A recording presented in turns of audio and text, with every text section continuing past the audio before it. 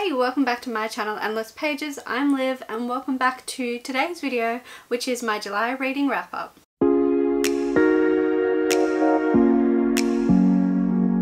In the month of June I read 6 books, which is incredibly standard for me.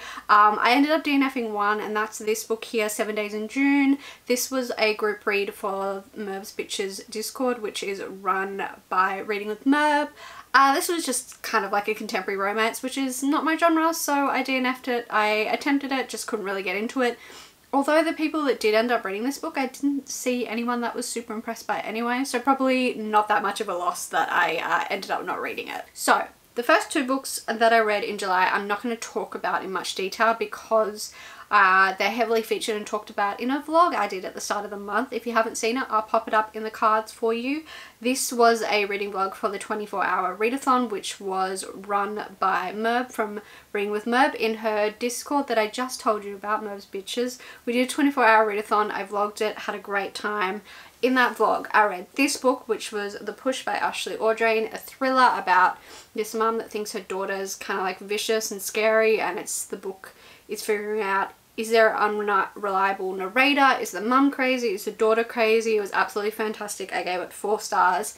Such a good ending, such great commentary on motherhood and women's identities after having children, and it was very twisty and turny, and like from each chapter to chapter I was changing my mind on what I was really believing, what was happening, so it really kept me on my toes, and I did not know what I believed the whole book, so I gave that 4 stars, but again I talk about it more in the vlog. The other book I read in that vlog was Coraline by Neil Gaiman. I audiobooked this one. The audiobook was narrated by Dawn French, which is lovely. She has a lovely voice. I love Dawn French. This is like a middle grade book about a girl who moves into this house, and in the house, through this door, there is a kind of another version of the house with her family, but with her parents, I should say, and her parents are button eyes, and they want Coraline to stay with them. And this is really, really creepy for a middle grade, like really, really spooky. I loved it. Kind of gave me Alice in Wonderland vibes with the cat character. He reminded me kind of the Cheshire Cat. Really creepy. I loved the message. It was so good, and I really enjoyed the audiobook, so I gave this one 4 stars as well. But if you want to see me read them, check out the vlog. So next up I read Get a Life, Chloe Brown. This is the first book in the Brown Sisters trilogy by Talia Hibbert. Oh my god. So this is contemporary romance. I know. I read a contemporary romance. Wild. And this is about a woman called Chloe Brown who is a chronically ill computer geek, and she has this near-death experience, and it kind of forces her to reevaluate her life, and she comes up with this list of stuff she wants to get done to get a life, but she needs some help doing some of the craziest stuff on her list, and she enlists this handyman that works in her building, who's called Red, and they hate each other.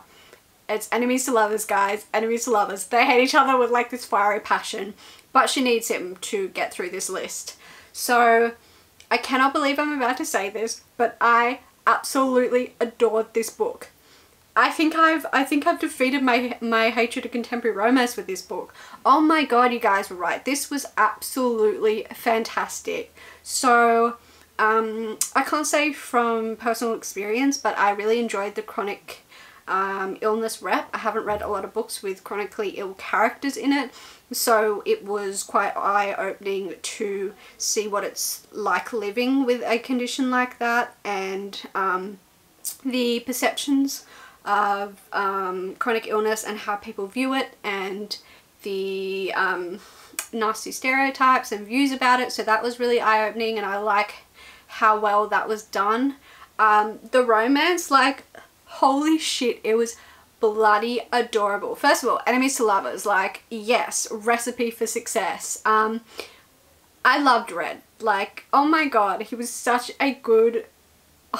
I can't even talk. He was such a well-written male character. I love that. I love that he was like, you know, rough and tough exterior, but on the inside he was a bloody softie. He was so sweet, so emotionally intelligent, and I really liked as well the idea of exploring a unsafe, emotionally manipulative relationship with a male as the victim of that, because I feel like maybe that's not as talked about as much, because I mean there's just this horrible stereotype around men admitting to stuff like that. So I enjoyed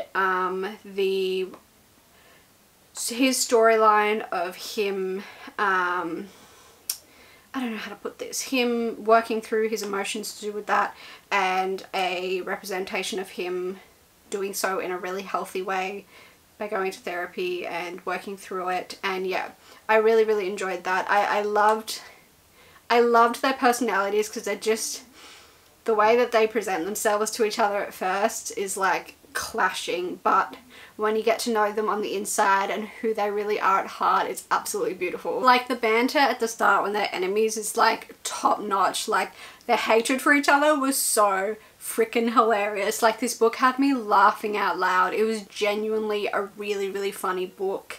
Yeah, their banter was so good, so fun to read, and just like the situations they found themselves in was just like highly entertaining. This book was just so feel good, and I don't think I read enough of those kind of books that I was like starving for something like that. Like it was just beautiful and wholesome, and I had a massive grin on my face the whole time I was reading this book.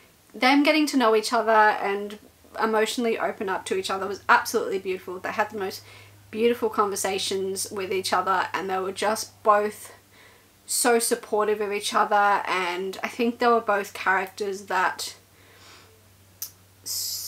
kind of struggle to have people help them for completely different reasons, and really like, you know, justified reasons, and their strength and growth in themselves to be able to open up and take that help from people was just like, from each other, was absolutely beautiful. And they were just so both so aware of what each other needed and didn't need, and were just so in tune with each other. And I just think it was like, it was a good combination of like, holy crap, we're so attracted to each other, like so sexually attracted to each other, but at the same time had that incredibly strong emotional connection. And it just like, it was a perfect combination. It was just really fun. Like, I hate this person, but goddamn do I want to sleep with them. It was great. And I forgot it was like an adult romance. I think sometimes I forget a lot of these like cartoony character books are adult romances. So it's really wholesome, and then like they start talking about how they're attracted to each other, and I'm like, oh, I forgot this was an adult book.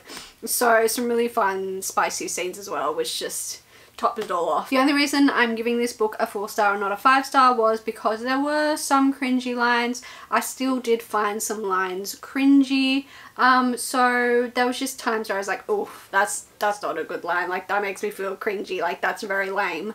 But other than that, that's literally my only beef with this book. I will be 100% continuing on with the series. I actually already have the sequel here. Yeah, so I'm excited to continue on with the other sisters books. And yeah, this was a fantastic read. So I can no longer say I don't like contemporary romance, because this book defeated me. Speaking of wholesome reads, next up I read The Magic Fish by Trong Lee Nguyen. This is a junior graphic novel and it's absolutely stunning. The artwork in this is like absolutely insane. It is so good. This is about a kid called Tien, and his parents have moved from Vietnam to what I'm assuming is the US. And they are learning to speak English. So to do that, Tien reads fairy tales with them, and that's their kind of shared interest, is reading fairy tales together. Tien is a gay kid, and he doesn't know how to come out to his parents in Vietnamese. I can never say that word. And he doesn't know the words to do that. And he's just kind of hiding it from his parents. This is absolutely beautiful. This is a book about identity, and his mother and his shared love of fairy tales. Like, the artwork in this is like nothing like you've ever seen before. Like, oh, you can't see it. Like, it's beautiful. It's actually insane how beautiful this artwork is. I also really liked how it's like color coded. So in this book, red is like Tien's present time, Blue is you're in the middle of a fairy tale, and yellow is the past. There's not much of yellow, yeah. So yellow, there's a little bit of yellow there. Yellow is the past, and it's, oh my god, it explores not only Tian's dealing with his emotions around his identity and how to tell his parents and his fear of his parents finding out, as well as his mother's kind of own journey with her identity as well. She goes back home to Vietnam for a funeral and she feels this disconnect, like she's not quite fitting in America because she's, you know, still learning the language, but it's been so long since she's been in Vietnam that she feels everything looks different from there. So she feels a disconnect and like struggles with her identity because she's not living in Vietnam anymore, but she's not quite American. So they both go on their own journeys of dealing with their identity, and having that dual storyline of both of them dealing with it was just absolutely beautiful. Yeah, this book was absolutely beautiful. I sobbed at the ending. The ending was absolutely beautiful and just shows you the power of fairy tales and how they help deal, yeah, and the power of fairy tales and the power of books and how they help you deal with real life issues.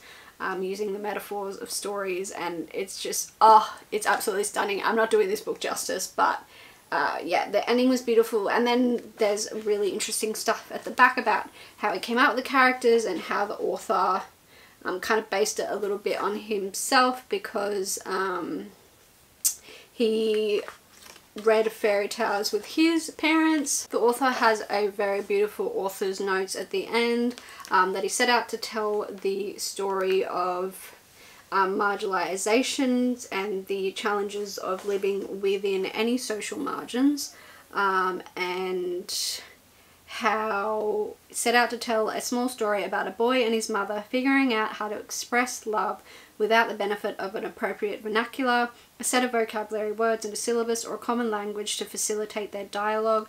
I wanted to explore how stories can serve both as an escape and as an anchor for us in our real lives, and maybe for at least one story descend to the gravity of marginalization to tell a story about one of the little pieces that orbit around it. Like, this book is absolutely beautiful, absolutely stunning.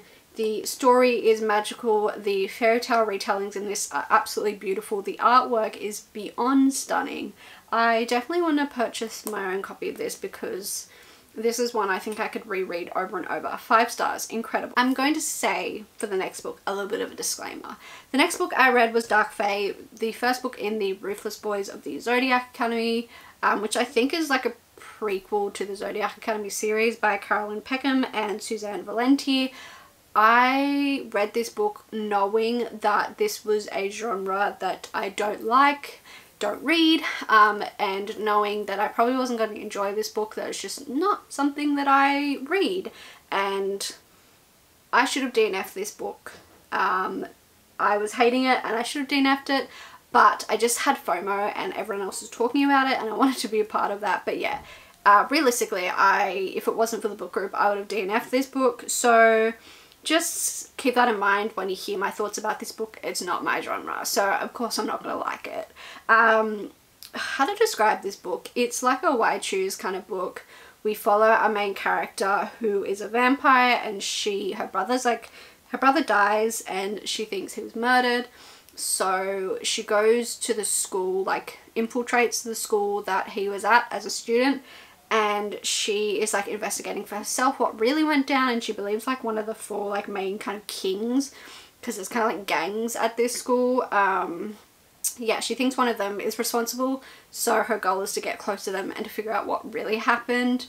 I just don't think the writing of this book was very good. I listened to this on audio. There was moments where I just feel like the author didn't know how to describe certain movements or to describe certain things, so they used the same repetitive terms just over and over because they didn't know how to describe, like, the main character is a vampire and they just didn't know how to describe her moving. Like, you know, when a vampire uses their like speed to like really fastly move. I mean, I can't describe it any better. I'm not an author though, but they just said, I moved with my vampire speed, and they used that over and over, and there was just terms where they used like 100 times in the books over and over and over and over and over, and I just felt like they didn't know how to describe the movement, so they just kind of used that term in its place, which just felt like a little bit lazy. I can see why people enjoy this book. This is why I choose the kind of sexual tension between the main character and all of the kings. I just felt like it was, again, that thing of, oh my god, I'm a female and every single male in this book is in love with me.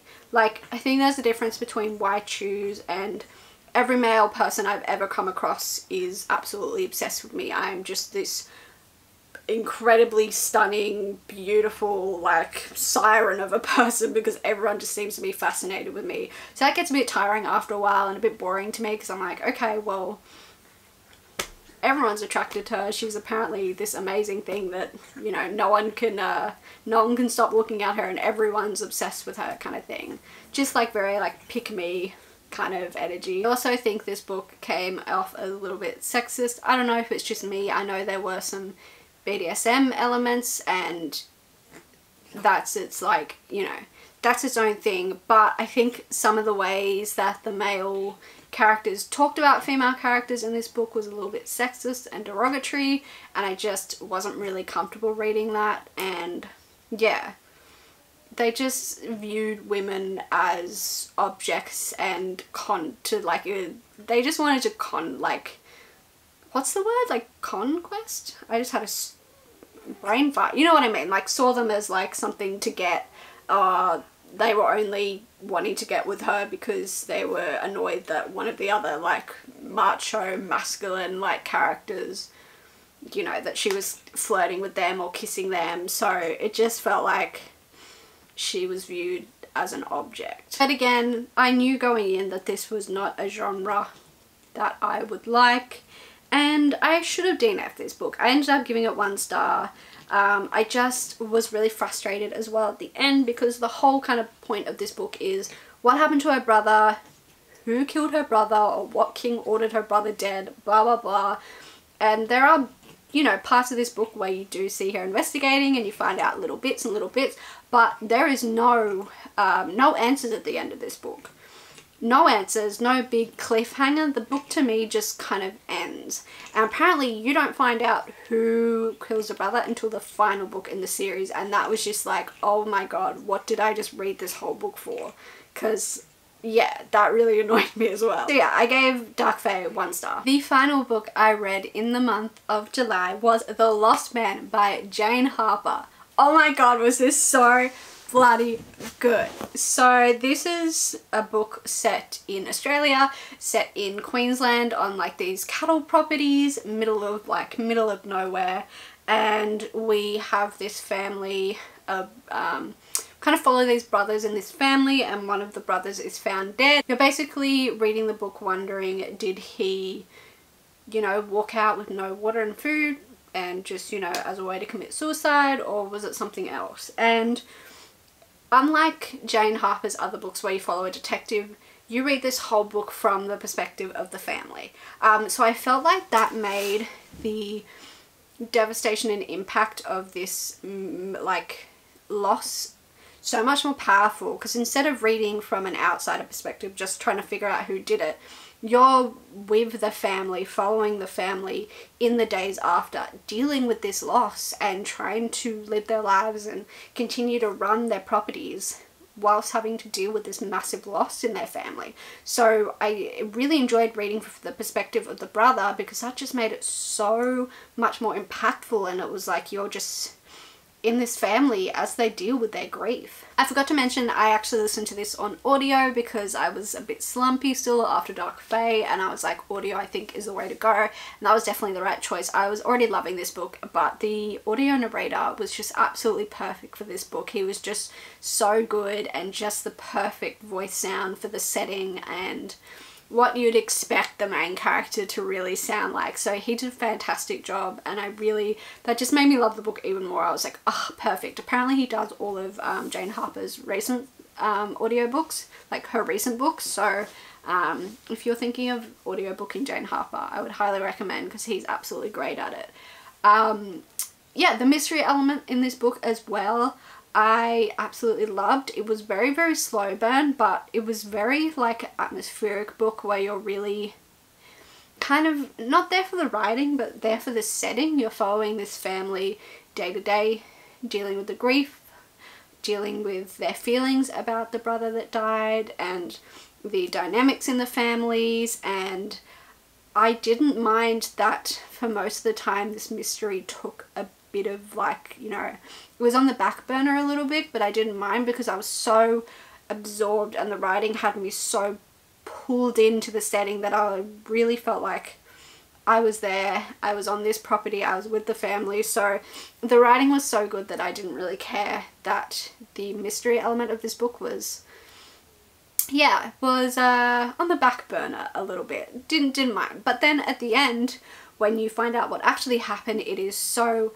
twisty and shocking and absolutely incredible, and I was like, I shouldn't have expected any less from a Jane Harper book. Her endings always stun, and there's always big amazing endings, and the ending of this book was no different. It was absolutely incredible, and when you figure out what happened, you're like, holy shit, that's such a good way. Like, I wouldn't want it to end any other way. Another thing that I think was done really well in this book and really surprised me was the discussions of rape. So trigger warning, there are discussions of rape in this book, and I'm actually going to say I still want to talk about this, but I'll put up a timer. This is kind of, I'm not going to say exactly what happened, but I think this is a major spoiler, so only watch this little bit if you've read The Lost Man or you don't plan on reading it and you want to hear what I thought. So yeah, the discussions of rape, I feel like it was done really well because it